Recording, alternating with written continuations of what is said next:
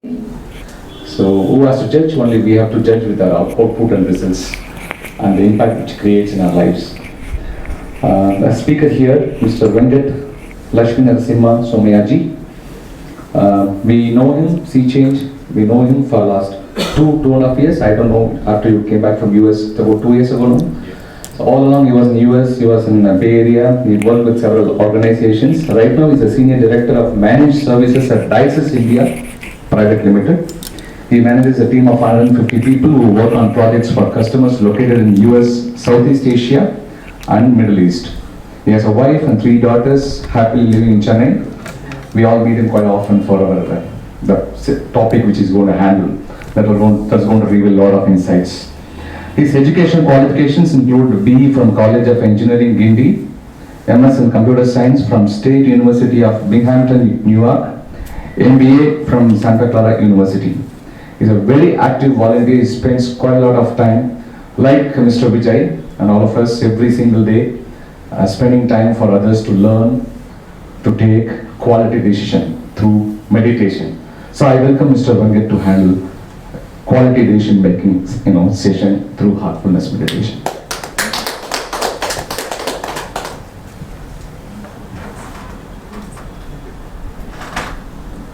Sea Change Consulting team. I know I'm the last to go, and you have somewhere to go. So I'll try to keep it as brief as possible.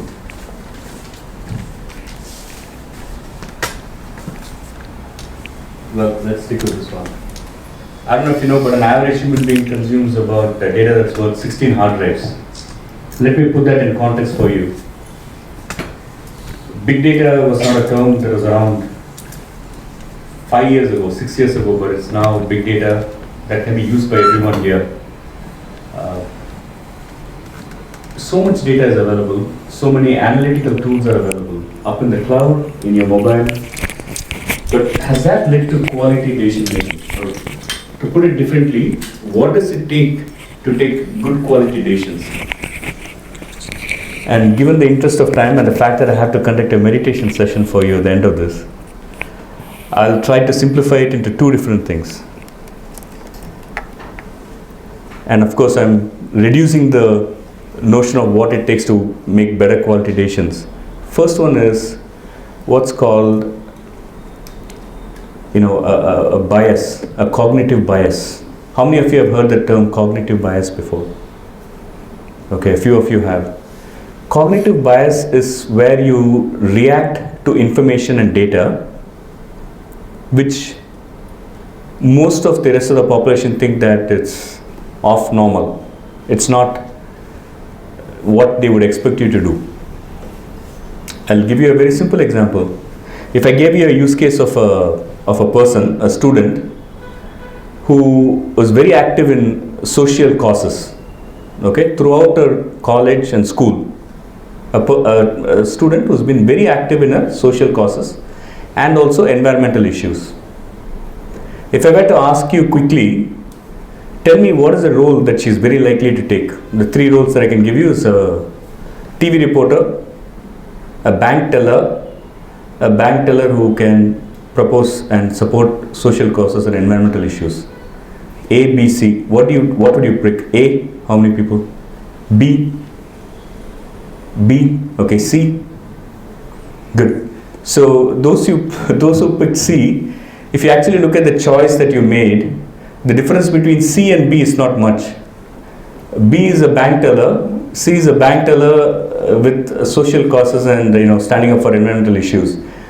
You just took the information that you had, I summarized it and gave it to you and quickly saying this is the person, this is what she is proud of doing in her school, and then I told you to pick something, make a decision, you pick C.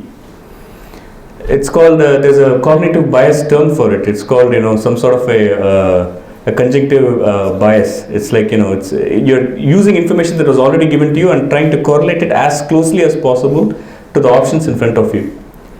You may be better off not making a decision at that point or saying that I need more info. But pressed for time, you would pick C. If I were to, I'll give you another example. If I were to give you $150 today versus $180 1 month from now, which one would you pick? A or B? A? Okay.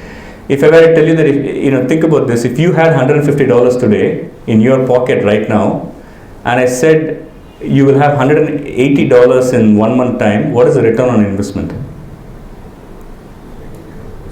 I'm sorry? No, 20% there, right? 150, 20% of that is 180.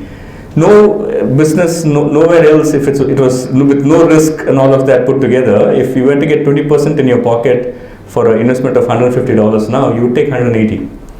The point I'm trying to make is that's a present bias.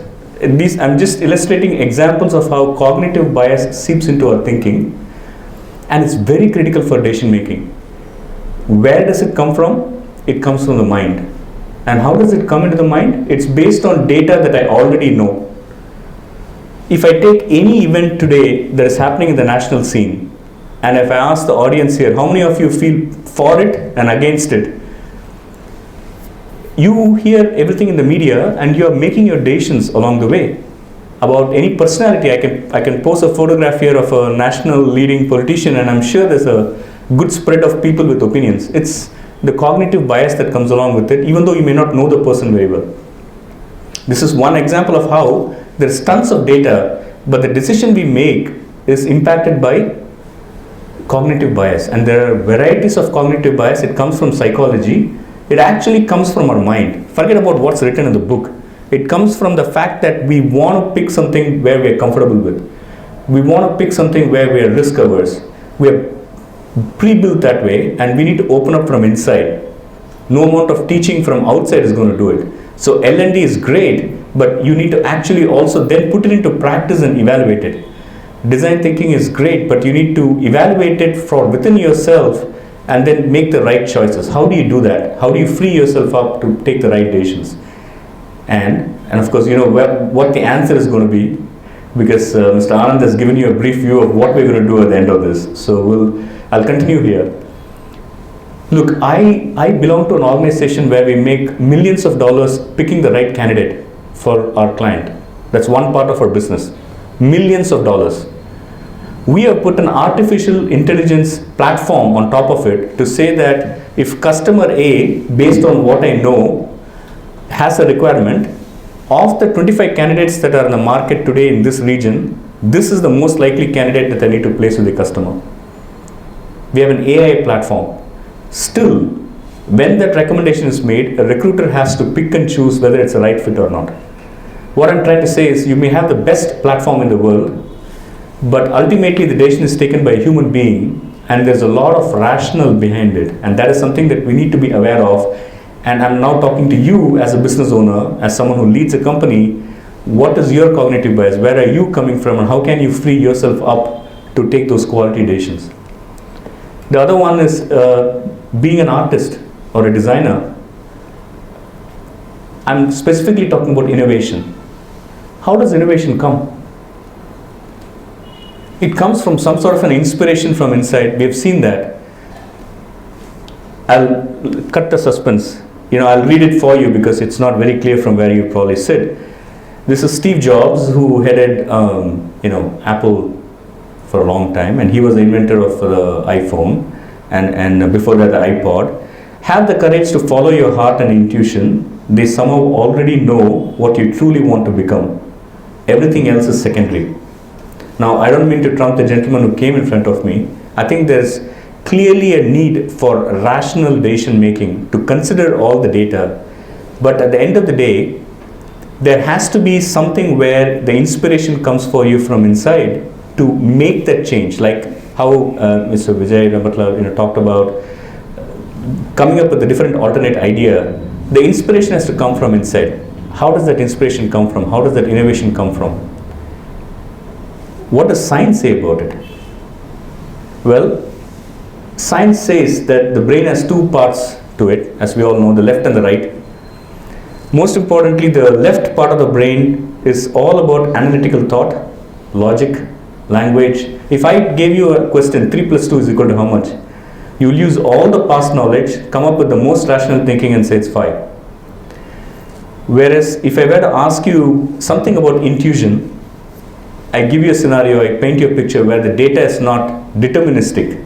You cannot determine and say this is what it is, but you need to come up with an intuition. That part of the brain that comes up with intuition is the right part of the brain. And as you know, most of us are right-handed people, at least the majority of us. Even though we may be left-handed, we've been trained, some of us, to be right-handed. That's a different topic. But the right-handed people use the left part of the brain. Some of the other folks use the right part of the brain. So the right part of the brain is less used on an average human being, and that is where creativity, intuition comes up. Now you may ask me, how is it related to heartfulness meditation, which is one of the topic about how it can improve the quality of decision making? Well, this is the scientific image of the brain. This is what science tells us about how the brain is. On the left is your before meditation, and the right is after 10 minutes of meditation. It's not Venkat telling you, it's science telling you, and I have a lot more than this, but in the interest of time, I'm going to cut it down short. I'll give you one other data point. The constant chatter in your mind that gives you these inputs constantly when you're about to make decisions, rational thinking, comes from the frontal lobe, which is like this small part of the entire brain. The big part of the brain is unconscious thoughts, things that you tell yourself which you're not even conscious of. So how do we program ourselves to make better quality decisions, lessen the chatter within ourselves so we can truly listen to what the market is saying, we can truly listen to what customers are saying and make sense of it? Meditation is the technique to do so, because what meditation does, and again I don't have a slide for it, is it rewires and makes blood flow more to the part of the brain where the unconscious thoughts come from. There are conscious thoughts which you program, and this is why even if you were to tell yourself, be positive, you're telling yourself, you know that you're having negative thoughts and you're saying, be positive about it. But deep down, you are unable to change that pattern of thinking, and that comes from the unconscious part of the unconscious thoughts, and that's that part of the brain. And what science proves is A, the blood flow comes more to the part of the brain where the unconscious thoughts come from, that gets mitigated. B, any stress that comes that impedes our our creativity and innovation or rational decision making is this part of the brain called amygdala. It's how many of you have heard of the phrase amygdala? So I can stop on this one. It's a part of the brain that has a fight or flight type of thing. If you're going to conflict, if you're more powerful than the other guy, you're going to get in and show who you are. But if you're weaker than the other guy, you better run. And so this kind of thinking of should I get into the fight or not? Am I capable of doing it or not? That stress, everything comes from amygdala, which is here, deep inside the brain. And again, science proves that if meditation is done properly, the amygdala activity goes down for people who meditate well, and therefore you're inherently built to not take stress. Even though everything outside should say that you should be very stressed, you are actually calm making the decisions. So with this as a prelude, I would like to give you an experience of meditation. This is not just a theoretical session, but it's going to be more practical in nature. But I want to be respectful of your time. We're at 6:15. Would you be able to spare 15 more minutes to have an experience of meditation? Can I have a show of hands? And by the way, I respect if you don't have time, but I just want to ask you that question. Is that okay? So thank you for giving me 15 more minutes. I'm going to make it an experiential session. We're going to do it quietly. What are we going to do? We're going to put a thought that there's a source of some divinity in the form of light in the heart. With that thought, we'll start the meditation session. How is it going to help? Well, when you are paying attention to this, you just ignore other thoughts that come up, this chatter that goes on, just ignore it. And if done repeatedly with some practice and help, you can easily focus on what you need to focus on and ignore other things that are bothering you, be it at work, at home, in the society. You can gently guide your mind instead of controlling it to what you want it to go to, rather than focusing on everything that's coming at it. It's a matter of training, it's a matter of experience, so I'm here to give you that experience. So if you don't mind, I'm going to sit there and then I'm going to take you through the process. One request, just one, which is to please switch off your cell phones for 15 minutes. I have switched off my phone. You can always turn it back on. I'm not talking about the quiet vibrate mode. I'm actually requesting you to please switch off the phone and give us 15 minutes and then you can experience it. Thank you. If I were to walk down a dark street and if I know dogs are barking at me from the side street, I better not look at them, because when I look at them, they get power. If I keep walking straight down, they don't get attention from me. But what I'm referring to is when we are idle, like they say, idle minds have a lot of things going on inside. I'm referring to that. The remaining part of the 23.5 hours where we are not taking critical decisions, how we are reshaping our mind and our brain, that gets changed by a regular practice of meditation. I hope I've answered your question. Is there a mic that I could use without feedback?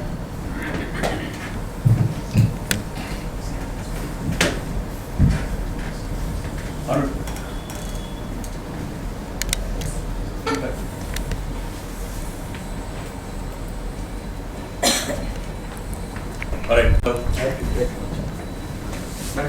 It's okay.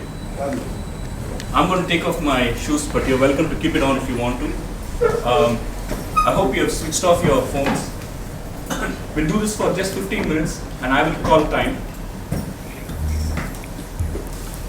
We're just going to be quiet. I'm going to take you through a relaxation exercise from the toes to the head, and then we'll come into the heart. Put a thought that there's a source of divine light in the heart. இதயத்துல ஒரு தெய்வீக ஒளி இருக்கின்ற எண்ணத்துல தியானம் செய்ய போறோம். Please sit comfortably and close your eyes. Let's start with the toes. Please wiggle your toes and feel them relax. Feel a gentle healing energy from Mother Earth go up through your legs, relaxing your toes, feet, ankles, calf muscles, knees, and all the way up to the lower back. Feel that the legs are relaxed.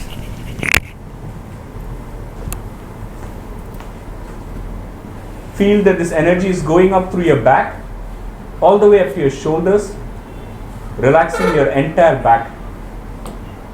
Relax. Feel this energy go up through your hips, stomach, and the chest area, relaxing you.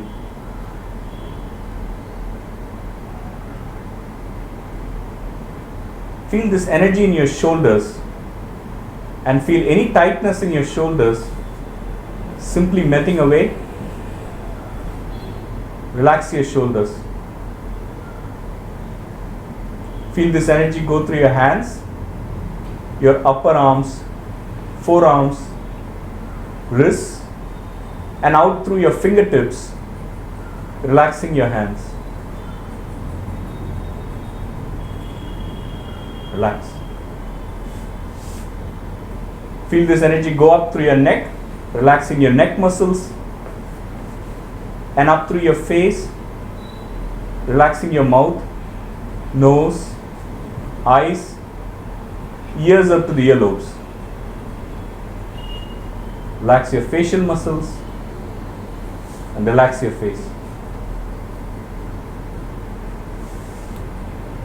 Feel this energy go up through your forehead, all the way up to the top of your head and beyond, relaxing your entire body.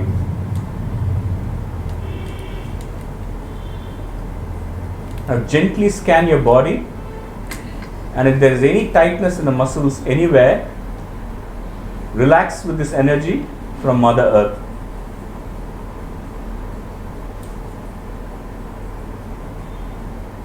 Now gently bring your attention to the heart, to the thought that there's a source of divine light that resides in your heart, illuminating it from inside and drawing your mind's attention inward. feel the love and light in your heart, and with this joyous attitude we'll start meditation. If other thoughts come up, simply ignore them and continue to meditate. Please keep your eyes closed and continue to meditate until you hear the words that's all. நான் that's all சொல்லும் வரை தயவு செய்து கண்களை மூடி தியானம் செய்யவும். Please start meditation. தயவு செய்து தியானத்தை தொடங்கவும்.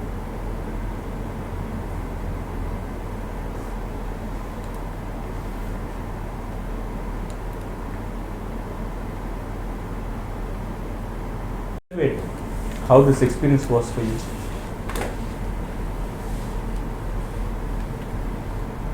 And generally a mind that's very light or is settled or peaceful can take better decisions. It's very straightforward. I can throw tons of yogic literature at you, but of what use is it if you can experience it and feel it for yourself? And what you just experienced is heartfulness meditation, and I'm a certified heartfulness trainer, and we are a non-profit organization that exists in 160 plus countries with 13,000 plus volunteers like me around the world. So you're very welcome to experience it some more if you like what you have got today.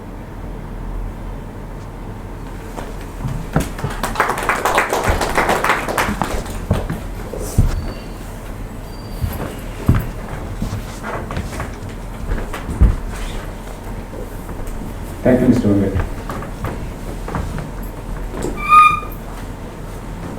So, 6:40. I don't think I should take more time. I hope you all had a good experience of attending all 4 topics, ended with good notes, meditation as well. So, stay connected with Sea Change. We do quite a lot of these kind of workshops. We are available online at Sea Change Online is our YouTube channel. We load several videos on various topics, including meditation. So you can always get connected with us to support each other. Thank you once again. And I must share my heartfelt thanks to the YouTube channel and Entrepreneur Live. The promoter, Mr. Jana, he helps us a lot in supporting us by even taking this live coverage. Of course, today we only recorded all the 4 sessions. We will share this link through WhatsApp to all of you so that you can share with your own friends and families. Thank you very much. Good night. Take care.